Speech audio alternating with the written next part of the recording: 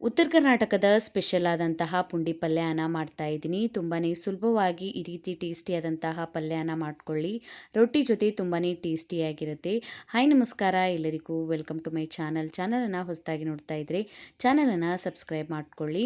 ಮಾಡೋದಕ್ಕೆ 2 ಕಪ್ಪಷ್ಟು ತೊಗರಿಬೇಳೆಯನ್ನು ಹಾಕ್ಕೊಂಡಿದ್ದೀನಿ. ಇದನ್ನು ಸರಿಯಾಗಿ 2-3 ಸಲ ನೀರಿನಿಂದ ವಾಶ್ ಮಾಡ್ಕೊತೀನಿ. ವಾಶ್ ಮಾಡ್ಕೊಂಡ್ಬಿಟ್ಟು ಇದರೊಳಗೆ ಈಗ ನಾನು ಬೇಳೆ ಬೇಯೋಷ್ಟು ನೀರನ್ನು ಹಾಕ್ಕೊಂಡಿದ್ದೀನಿ ಮತ್ತು ವಾಶ್ ಮಾಡ್ಕೊಂಡಿರುವಂತಹ ಪುಂಡಿ ಪಲ್ಯನ ಹಾಕ್ಕೊಳ್ಳಿ ಮತ್ತು ವಾಶ್ ಮಾಡ್ಕೊಂಡಿರುವಂತಹ ಸ್ವಲ್ಪ ಕೊತ್ತಂಬರಿ ಸೊಪ್ಪನ್ನು ಕೂಡ ಹಾಕ್ಕೊಂಡಿದ್ದೀನಿ.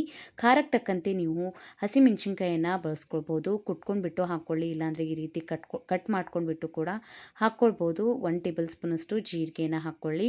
ಒಂದು ಅರ್ಧ ಟೇಬಲ್ ಸ್ಪೂನಷ್ಟು ಅರಿಶಿಣದ ಪುಡಿಯನ್ನು ಹಾಕ್ಕೊಂಡಿದ್ದೀನಿ.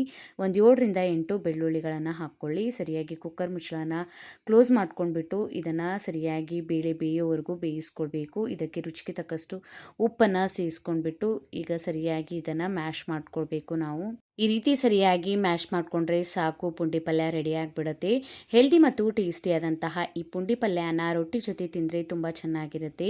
ಟ್ರೈ ಮಾಡಿ ನೋಡಿ, ಕಮೆಂಟ್ ಒಳಗೆ ತಿಳಿಸಿ ವಿಡಿಯೋ ಹೇಗೆ ಅನ್ನಿಸ್ತಂತ. ವಿಡಿಯೋ ಇಷ್ಟ ಆಗಿದ್ದರೆ ವಿಡಿಯೋಗೊಂದು ಲೈಕ್ ಮಾಡಿ, ಫ್ಯಾಮಿಲಿ ಮತ್ತು ಫ್ರೆಂಡ್ ಜೊತೆ ಶೇರ್ ಮಾಡ್ಕೊಳ್ಳಿ.